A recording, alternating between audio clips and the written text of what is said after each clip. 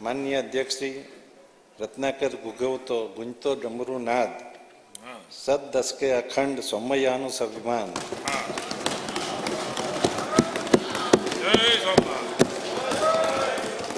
હવે તો માન્ય નાણામંત્રી શ્રી પણ શાયરી કહેતા થઈ ગયા છે.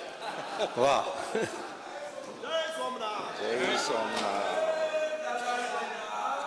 ઓમ નમઃ પાર્વતી પતય.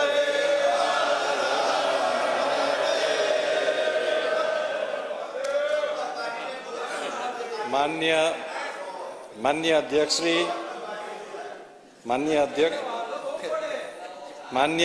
શ્રી સમગ્ર ભારત વર્ષની આન બાન શાન અને સ્વાભિમાનનું પ્રતીક એટલે સોમનાથ.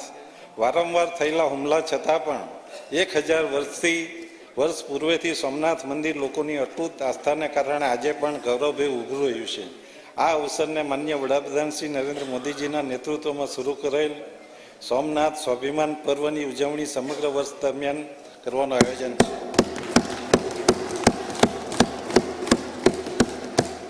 અમારી સરકારે સોમનાથ જેવી પવિત્ર વિરાસત સાથે વિકાસને જોડીને વિકાસ બી વિરાસત બીના મંત્રને સાકાર કર્યો છે. માન્ય વડાપ્રધાન શ્રીના વન સ્ટેટ વન ગ્લોબલ ડેસ્ટિનેશનના વિઝનને સાકાર કરવા સોમનાથને ગ્લોબલ ડેસ્ટિનેશન તરીકે વિકસાવવાનું આયોજન કરવામાં આવેલ છે. ગુજરાતની પવિત્ર ધરા પર હજારો વર્ષ જૂની સિંધુ સંસ્કૃતિના સાક્ષી એવા લોથલ અને ધોળાવીરા વિશ્વભરના પ્રવાસીઓ માટે નવા આકર્ષણનું કેન્દ્ર બન્યા છે. માન્ય વડાપ્રધાન શ્રી નરેન્દ્ર મોદીજીના ડ્રીમ પ્રોજેક્ટ એવા ભારતના પ્રાચીન સંસ્કૃતિની અનુભૂતિ કરાવતું national maritime heritage museum Lothal ખાતે નિર્માણ પામી રહ્યું છે. રાજ્યના પ્રવાસન સ્થળો ખાતે 1000 ટુરિસ્ટ ગાઈડોને તાલીમ આપી તૈયાર કરવાનું આયોજન છે. ઉપરોક્ત આયોજનો માટે ₹95 કરોડની જોગવાઈ સૂચવી છે. માન્ય અધ્યક્ષ શ્રી રાજ્યની પરંપરા મહેમાન ગતિ અને ઐતિહાસિક ભવ્યતા સાથે વેડ ઇન ગુજરાત કેમ્પેઇન દ્વારા ગુજરાતની વેડિંગ ડેસ્ટિનેશન તરીકે આગવી ઓળખ ઊભી કરવામાં આવશે. માન્ય અધ્યક્ષ શ્રી અંબાજી યાત્રાધામના સર્વાંગી વિકાસ માટે અંબાજી કોરિડોર માસ્ટર પ્લાન અંતર્ગત ₹300 કરોડની જોગવાઈ સૂચવી છે.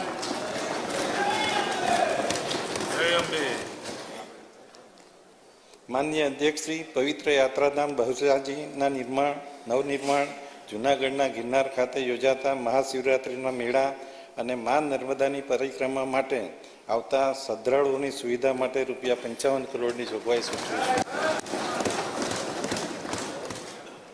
સોમનાથ અને શિવરાજપુર બીચ પ્રવાસીઓ માટે વિશ્વસ્તરીય સુવિધાઓ સાથે આકર્ષક પ્રવાસન કેન્દ્ર વિકસી રહ્યા છે. તેમજ વિસાવાડા પોરબંદર ખાતે સ્થાનિક પ્રવાસનને પ્રોત્સાહન આપવા ₹60 કરોડની જોગવાઈ કરું છું. માન્ય અધ્યક્ષ શ્રી રાજ્યના પવિત્ર યાત્રાધામ સોમનાથ અને અંબાજી ખાતે આઇકોનિક બસ સ્ટેશન તેમજ અન્ય સ્થળોએ બસ સ્ટેશન બનાવવામાં આવશે અને સોમનાથ મુકામે મલ્ટી મોડેલ ટ્રાન્સપોર્ટ હબના ધોરણે અદ્યતન સુવિધા ધરાવતું બસ પોર્ટનું નિર્માણ કરવામાં આવશે, જે માટે ₹447 કરોડનું આયોજન છે. માન્ય અધ્યક્ષ શ્રી જાહેર પરિવહનમાં નાગરિકોની સલામતી અને સગવડતાને ધ્યાનમાં લઈ આધુનિક ટેકનોલોજી ધરાવતી 2463 જેટલી નવી બસો, જેમાં 500 AC ઇલેક્ટ્રિક બસો મૂકવાનું આયોજન છે. તેમજ આદિજાતિ વિસ્તારોમાં વસતા ભાઈ બહેનો, વિદ્યાર્થીઓ તથા ઔદ્યોગિક વિસ્તારમાં કામ માટે આવતા શ્રમિકો માટે 500 મિની બસ મૂકવામાં આવશે, જે માટે કુલ ₹1286 કરોડની જોગવાઈ છે. કચ્છ અને અન્ય વન વિસ્તારમાં ગાંડા બાવળને દૂર કરી તેના સ્થાને બાંબુ વાંસ સહિત અન્ય સ્થાનિક વૃક્ષોનું વાવેતર કરવા તેમજ કચ્છના બંને ઘાસિયા મેદાનમાં ગ્રાસલેન્ડ રિસ્ટોરેશન માટે ₹97 કરોડની જોગવાઈ સૂચવું છું.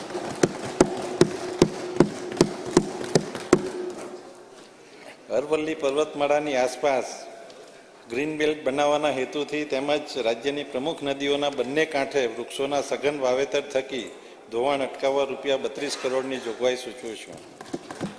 માન્ય અધ્યક્ષ શ્રી રાજ્ય સરકાર દ્વારા ખેડૂતો, મધ્યમ વર્ગ અને ઉદ્યોગોને ધ્યાનમાં રાખીને તાજેતરમાં મહત્વના નીતિગત નિર્ણયો લેવામાં આવ્યા છે. ગ્રામ્ય વિસ્તારોમાં ખેતીની જમીન નવી અવિભાજ્ય કે પ્રતિબંધિત શરતની જમીનો હવે સ્વમેળે જૂની શરતની ગણાશે. આનાથી ખેડૂતોને પ્રીમિયમ ભરવામાંથી મુક્તિ મળશે.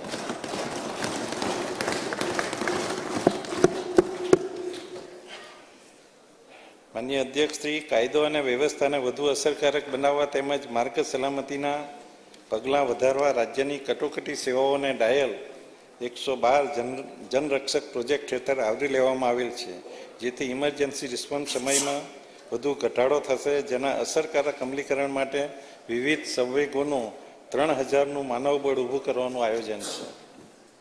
ગુજરાત પોલીસ માટે ડેટા ફ્યુઝન સેન્ટર અને center of excellence for AI પોલીસિંગની સ્થાપના કરવામાં આવશે, જે તમામ મહત્વપૂર્ણ પોલીસ ડેટાનું સંકલન કરી વિશ્લેષણ કરશે અને આ પ્રોજેક્ટ માટે ₹60 કરોડની જોગવાઈ સૂચવું છું.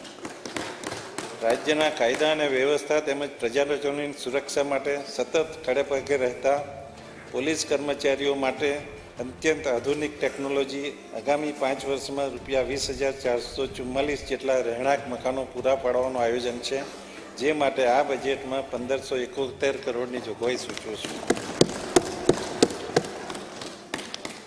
PMJYના ધોરણે રાજ્ય સરકારના 6,40,000 જેટલા કર્મચારીઓ તેમજ પેન્શનરોને ₹10 લાખ સુધીની કેશલેસ તબીબી સારવારનું સ્વાસ્થ્ય સુરક્ષા કવચ પૂરું પાડવામાં આવી રહ્યું છે. માનનીય અધ્યક્ષ શ્રી, માનનીય મુખ્યમંત્રી શ્રી ભૂપેન્દ્રભાઈ પટેલના નેતૃત્વમાં અમારી સરકાર અર્નિંગ વેલ લિવિંગ વેલ પર ફોકસ કરીને આયોજનબદ્ધ રીતે આગળ વધી રહી છે.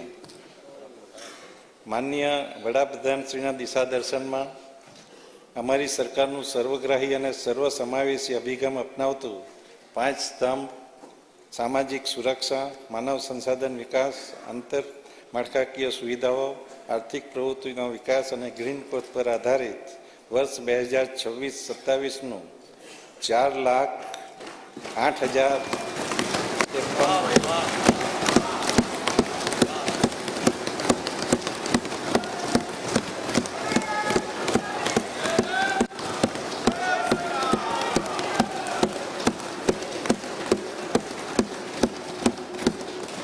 આધારિત વર્ષ 26-27નું 4,08,053 કરોડનું વિક્રમી અંદાજપત્ર આ સન્માનીય ગૃહ સમક્ષ હું રજૂ